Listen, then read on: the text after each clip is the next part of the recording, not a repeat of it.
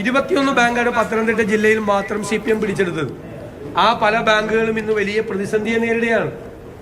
ഞങ്ങൾ രാഷ്ട്രീയമായി ഒരു തീരുമാനമെടുത്താൽ ഈ ബാങ്കൊന്നും ഉണ്ടാവില്ല. കാരണം ഞങ്ങളുമായി ബന്ധപ്പെട്ട ആളുകളുടെ നിക്ഷേപമാണ് 70-80% ഈ ബാങ്കുകളിൽ.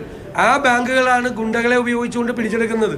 ഞങ്ങളൊരു നിർദ്ദേശം കൊടുത്താൽ 24 മണിക്കൂറിനകം ഈ വിഡ്രോവൽ ഉണ്ടാവും ബാങ്കിൽ. പിന്നെ ഈ ബാങ്ക് ബാക്കിയുണ്ടാവും. കേരളത്തിൽ സഹകരണ മേഖലയുടെ ഗതി ഉണ്ടാവും. ഞങ്ങളാണ് ഉത്തരവാദിത്തത്തോടുകൂടിയ പ്രതിപക്ഷമായി പെരുമാറിയത്.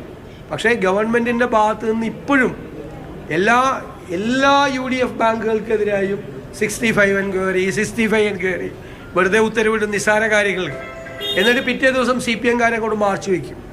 അപ്പോൾ ആളുകൾക്ക് പേടിയാവും. കാരണം ആളുകളുടെ പണം നിക്ഷേപിച്ചിരിക്കുകയല്ലേ, മകളുടെ കല്യാണത്തിന് വേണ്ടി, അല്ലേ, വീട് നിർമ്മിക്കുന്നതിന് വേണ്ടി, എന്തെങ്കിലും ആവശ്യത്തിന് വേണ്ടി, അല്ലെങ്കിൽ പെൻഷൻ കിട്ടിയ തുക ഒക്കെ ആളുകൾ നിക്ഷേപിച്ചിരിക്കുകയാണ്. CPM തന്നെയാണ് സംസ്ഥാനത്ത് ഈ ബാങ്കുകളെ തകർക്കുന്നതിന് വേണ്ടി നേതൃത്വം കൊടുക്കുന്നത്. ഞാൻ മുഖ്യമന്ത്രി ശ്രീ പിണറായി വിജയനോടും സഹകരണ വകുപ്പ് മന്ത്രി ശ്രീ VN വാസവനോടും CPM-നോട് അഭ്യർത്ഥിക്കുന്നു, നിങ്ങൾ ഈ നടപടിയുമായി മുന്നോട്ട് പോയാൽ കേരളത്തിലെ സഹകരണ രംഗം തകരും. അതിൻ്റെ ഉത്തരവാദിത്വം നിങ്ങൾക്ക് മാത്രമായിരിക്കും എന്ന് ഞങ്ങൾ മുന്നറിയിപ്പ് നൽകുകയാണ്. കട്ടപ്പനയിലെ ഒരു ഒറ്റപ്പെട്ട സംഭവമല്ല, അത് ആവർത്തിക്കപ്പെടുക സംസ്ഥാനത്തുടനീളം.